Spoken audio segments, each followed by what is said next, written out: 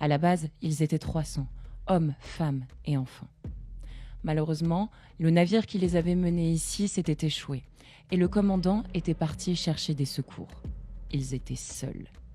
Et très vite, les survivants et survivantes comprendront que le véritable danger ne réside pas dans la nature hostile, mais bien dans un seul homme, quand il décide de s'octroyer tous les pouvoirs, notamment celui de vie et de mort.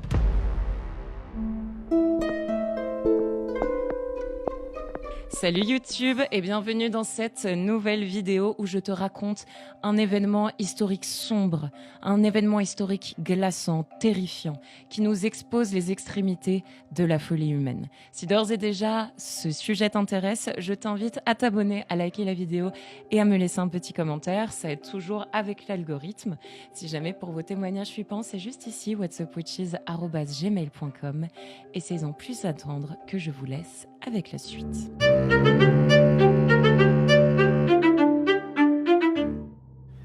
En 1628, un navire de la Compagnie néerlandaise des Indes orientales, le Batavia, non pas la salade, est chargé de marchandises précieuses, d'or et de 341 personnes. À son bord, Francisco Pelsaert, le commandant, un homme discipliné, expérimenté, habitué à prendre des décisions rapides. Et également Gérominus Cornelis, un apothicaire ruiné, un intellectuel marginal connu pour ses idées hérétiques. Selon les témoignages, il méprisait la morale et les lois et tous ceux qui la respectaient. Personne ne se doute encore du danger qu'il représente, mais c'est lui qui transformera ce naufrage en véritable massacre. En effet, dans la nuit de 4 juin 1629, le Batavia heurte un récif corallien proche de l'Australie. Le choc est si violent que la coque se fissure en deux. L'eau envahit les cales, noyant certains des voyageurs et voyageuses au passage. Une partie des gens à bord réussit à joindre les îlots voisins à la nage, dont le commandant Pelsaert.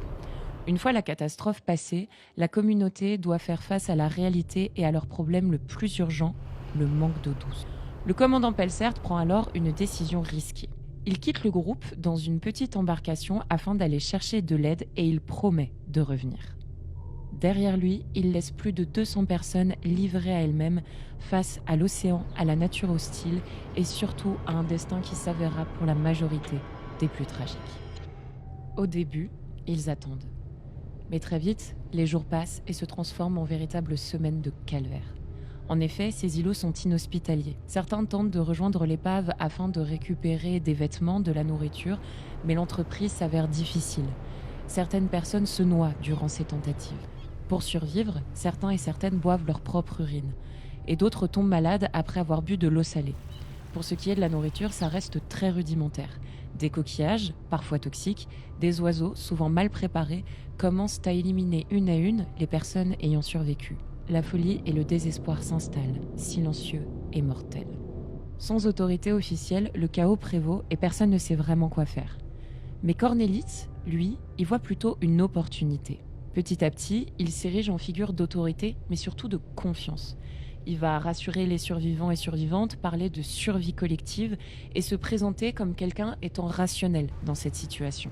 Il organise la distribution de nourriture, désigne ce qui est utile et ce qui ne l'est pas, organise la communauté en plusieurs catégories. Les personnes qui sont utiles et ceux qui ne le sont pas. Les personnes qui obéissent et ceux qu'il considère dangereux.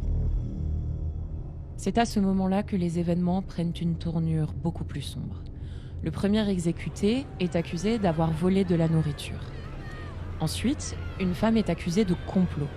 Et pour finir, les enfants commencent à être jugés comme inutilement gourmands. La plupart des accusations viennent des membres de la communauté, mais Cornelis les justifie comme représentant des menaces pour le groupe. Et c'est ainsi que la survie se transforme en véritable mise à mort. Les corps sont noyés ou abandonnés loin du camp. Par la suite, des personnes témoigneront que plus personne n'osait se regarder dans les yeux et l'angoisse était omniprésente puisque personne ne savait s'il allait voir le jour se lever le lendemain. Cornelis justifie tout. Selon lui, moins ils sont nombreux et plus les chances de survie augmentent. Une personne témoignera que le lendemain, quelqu'un manquait mais que personne ne posait de questions.